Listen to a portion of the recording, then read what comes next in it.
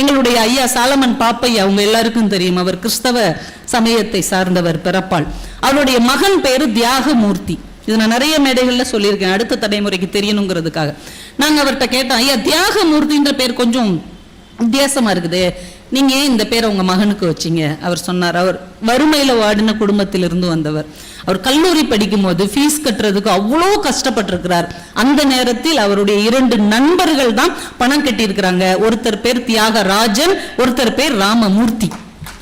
2 பேரையும் விட்டுறக்கூடாதுன்னு தியாக மூர்த்தின்னு 2 பேர் பேரில் இருந்தும் எடுத்து தன்னுடைய மகனுக்கு பெயராக வைத்திருக்கிறார். அந்த தியாகராஜன் இறந்து போயிட்டார். ராமமூர்த்தி ஐயா இன்னைக்கும் ஐயாவுக்கு ஃப்ரெண்டா இருக்கிறார். ஐயாவை நீ வா போ என்று சொல்லக்கூடிய ஒரே மனிதர் அவர் பக்கத்தில் இருக்கிற அவருடைய கல்லூரி நண்பர் இன்னைக்கும் அவர் கூட இருக்கிறார்.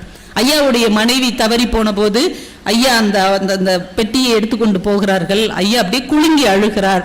இந்த நேரத்தில் யார் நம்ம ஆறுதல் சொல்ல முடியும்? நாங்களும் அப்படியே கண் கலங்கி நிற்கிறோம். ஆனால் கல்லூரி நண்பனான ராமமூர்த்தி ஐயா தான் அவர் கையை இறுக பற்றி கொண்டு இருப்பா இருப்பா இருப்பா அப்படின்னு சொன்னார். இந்த நட்பு கடைசி வரைக்கும் வருவதுலாம் ஒரு பெரிய வரங்க. அப்படி ஒரு வரம் அவருக்கு கிடைத்தது என்றால் அந்த கல்லூரி கால நட்பை மறக்காமல் தன் பிள்ளைக்கு அந்த பெயரை வைத்தார். பாத்தீங்களா? பெயரில் தான் எல்லாம் இருக்கிறது, பெயரில் இல்லாதது எதுவுமே கிடையாது.